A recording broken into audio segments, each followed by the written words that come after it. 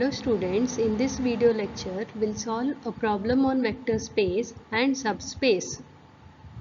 First problem, prove that the n-tuple space Fn is a vector space. So let F be any field and V be set of all n-tuples x1, x2 up till xn in F. Let alpha be some set of vectors, say x1, x2, so on up till xn, which is a vector in F, and beta be the set of another vectors y1, y2 up till yn, which also be in F. Now two rules to be satisfied for a vector space is vector addition .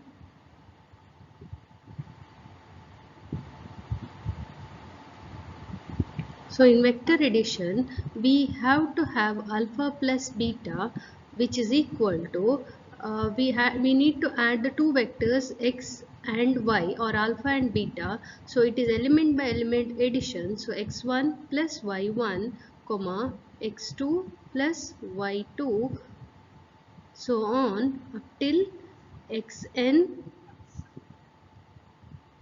plus yn. So if you do this addition, all these added vectors, that is x1 plus y1 and x2 plus y2, so on xn plus yn, will belong to F.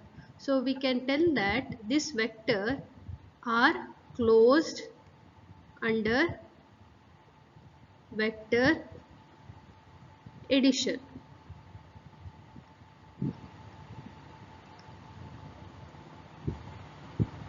The second rule which needs to be checked for vector space is scalar multiplication. So scalar multiplication is nothing but alpha into c, where c is a scalar quantity, which will be equal to c into alpha, which is x1, comma x2, so on up till xn, which will give c into x1, c into x2, so on up till c into xn. Now this value of cx1, cx2, so on up till cxn will belong to F. So we can tell that the given vector alpha is closed under scalar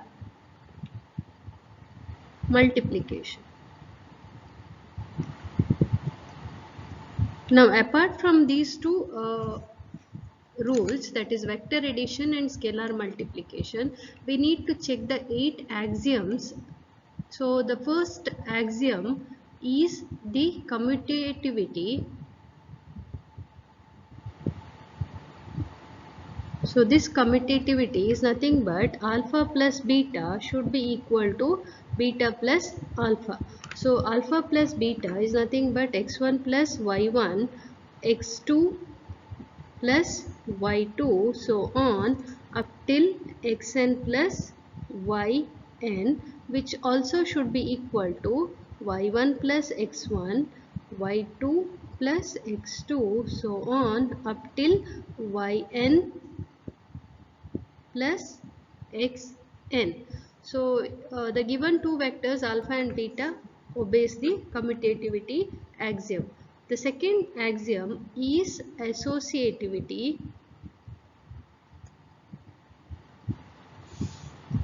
of vector addition.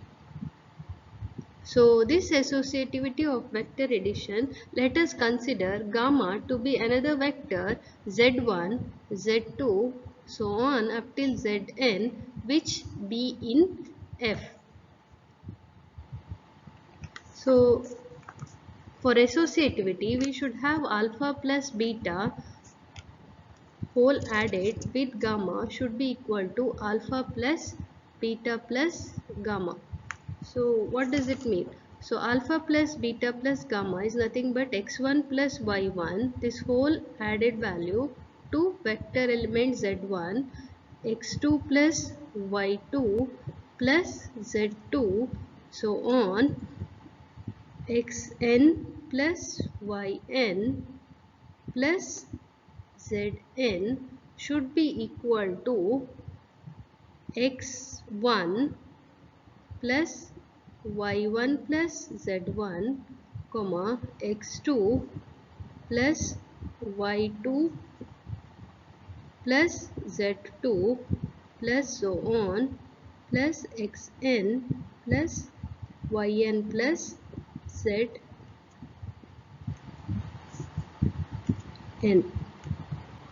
So the second axiom is satisfied. The third axiom which needs to be satisfied is additivity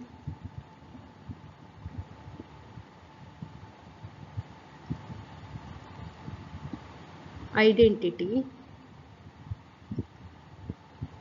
So which is 0 plus alpha will be equal to alpha plus 0, which will be equal to alpha. The fourth axiom which needs to be verified is additive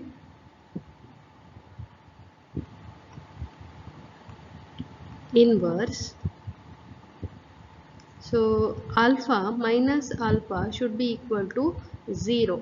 So if you see here x1, x2, so on, the vector alpha subtracted from x1, x2 up till xn will be equal to 0, 0, so on up till 0, which will belong to f. So the next fifth property which needs, or fifth axiom, is associativity of scalar multiplication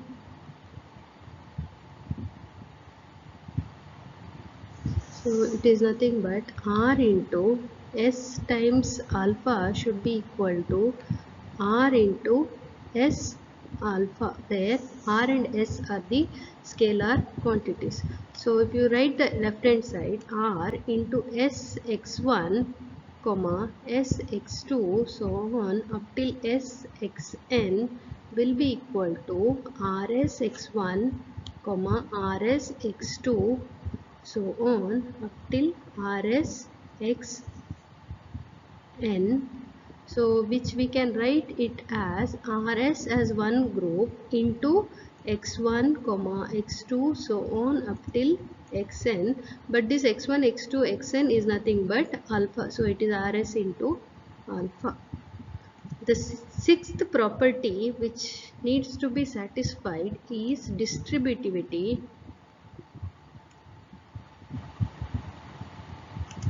of scalar multiplication.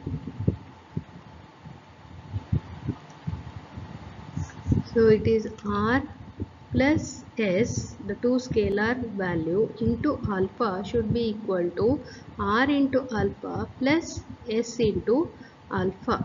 So if you write the left hand side, r plus s into x1 comma x2 up till xn will be equal to, first we need to multiply with r, so it is r into x1 comma r into x2 so on up till r into xn plus s into x1 comma s into x2 so on up till s into xn,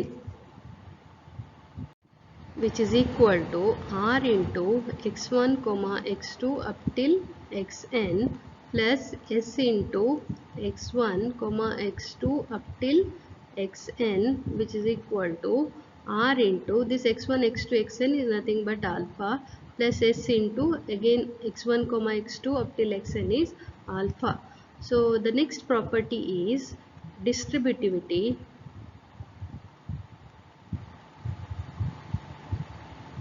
of vector addition,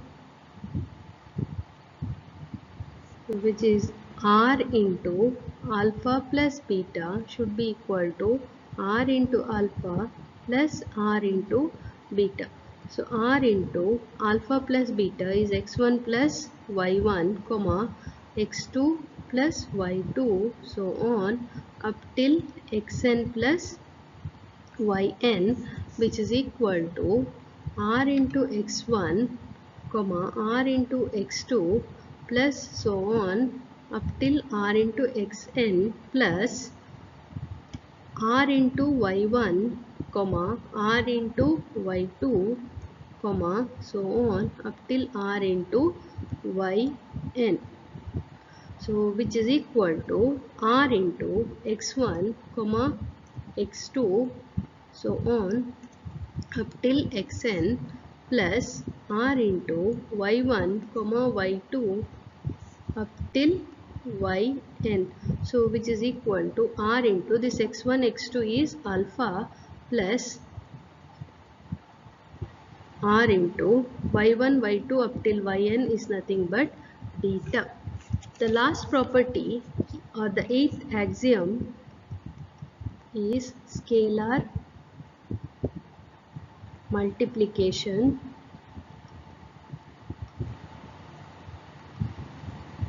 identity. So that is 1 into alpha should be equal to alpha. So 1 into alpha is x1 comma x2 up till xn is nothing but x1 x2 up till xn, which is nothing but alpha. So all the conditions are satisfied for the given problem, hence we can tell that it is a vector space. Second problem, let B be the real vectors of all functions f from R into R. Which of the following sets of functions are subspaces of V? The first problem, all f such that f of x square is f of x whole square, all f such that f of 0 equal to f of 1, all f such that f of 3 is 1 plus f of minus 3, all f such that f of minus 1 is equal to 0. So first we'll take the first problem. It is told that f of x square is equal to f of x square. So now let us assume f of x as x, g of x be x square, then f of x square will be equal to f of x the whole square, which is equal to x square. G of x square is g of x the whole square, which is equal to x to the power of 4. So for vector addition rule,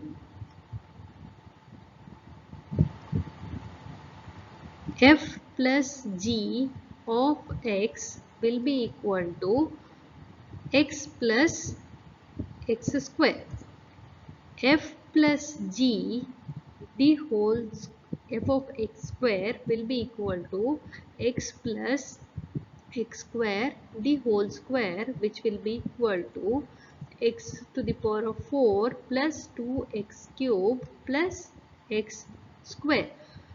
So if you see here, we can see that f plus g of x is not equal to f plus g x square. So we can tell that it is not closed under vector addition, therefore it is not a subspace.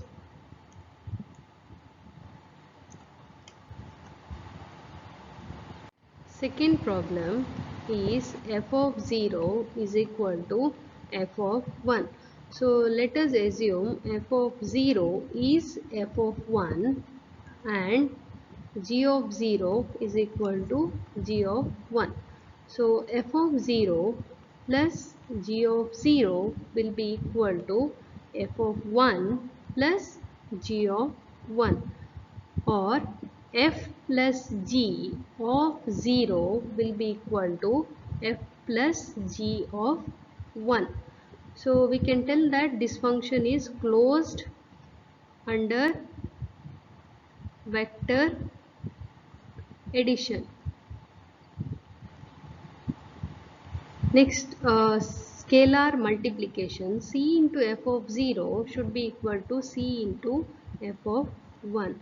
So we can see that it is also closed under scalar multiplication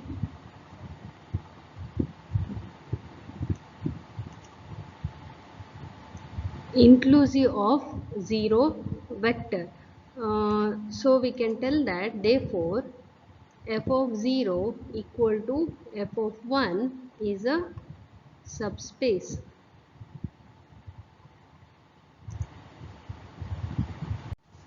Third problem is f of 3 is equal to 1 plus f of minus 5.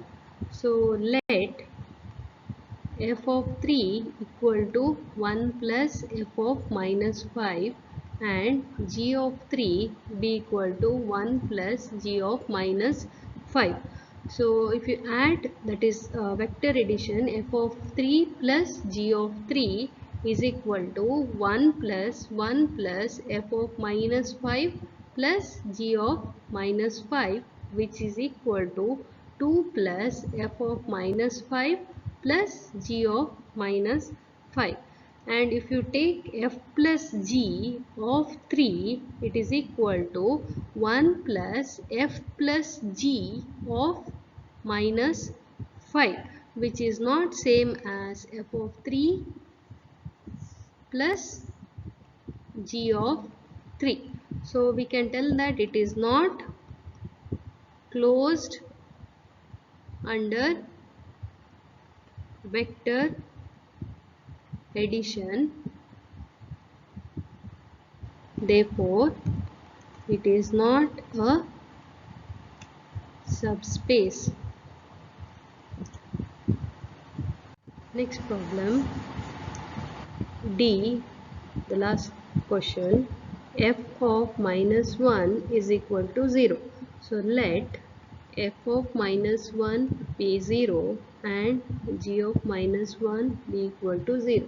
So f of minus 1 plus g of minus 1 will be equal to 0 plus 0, which is equal to 0, or f plus g of minus 1 will be equal to 0. So we can tell that it is closed under vector addition. The next rule is scalar multiplication. So C into f of minus 1 will be equal to C into 0. So we can tell that the given function is closed under scalar multiplication. So both conditions are satisfied. Hence, the given function is a subspace. Thank you.